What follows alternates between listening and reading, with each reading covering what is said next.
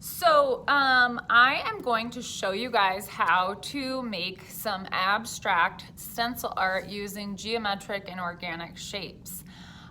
This is very simple, and I think it's kind of a freeing process because you don't have to stress about the way your artwork looks. So let's get started.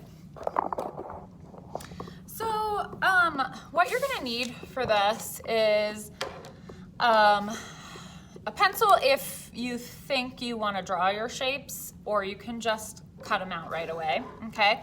A scissors, some pieces of paper to make the stencils with. I used printer paper to start out with, but I also noticed that because it's so thin, it started to kind of curl. So I'm gonna try drawing paper the second time around because it's a little bit thicker. And then you need a piece of paper to print on, okay? I'm gonna show you ahead of time.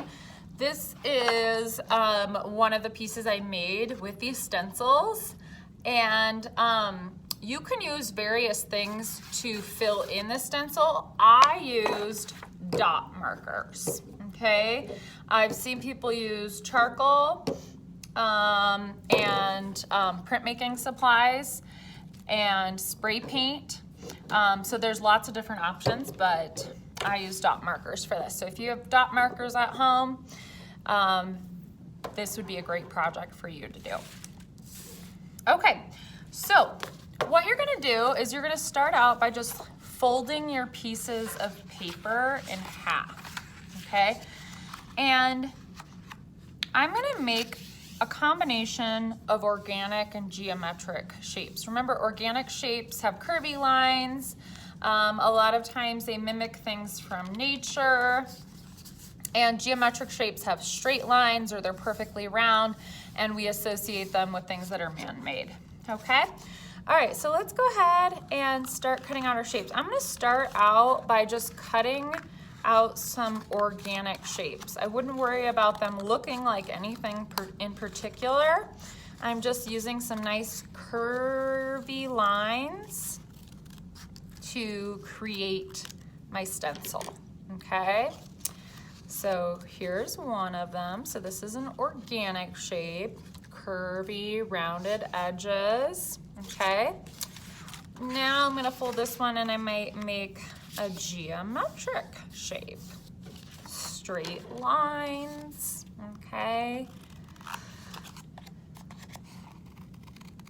Pointy edges.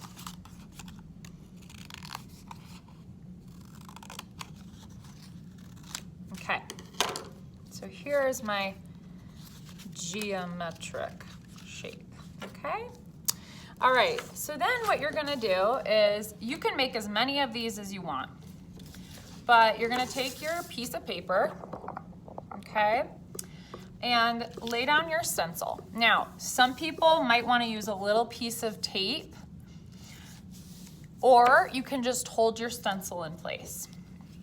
Then you're gonna take your dot marker and you're going to go over your stencil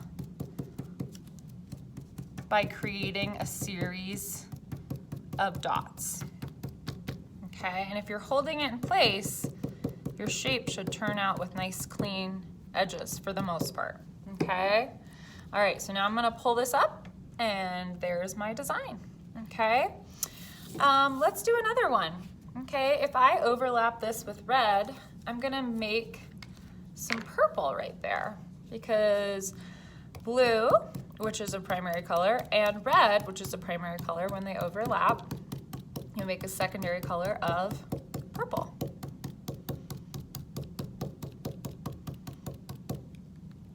Okay, so let's go ahead and pull that stencil off.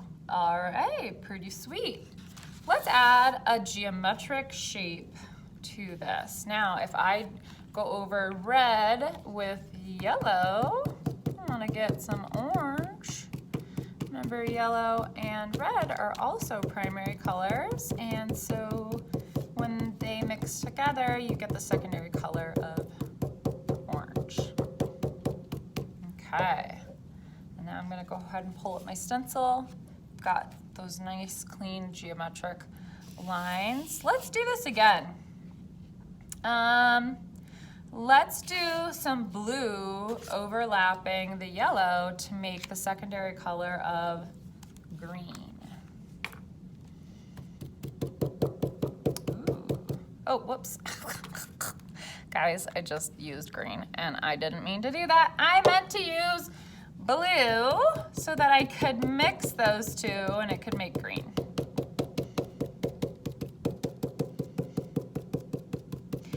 Now, if you're using really thin paper, like I said, you might start to notice that it starts to curl. Like when I was using printer paper to do this, these edges were starting to curl up.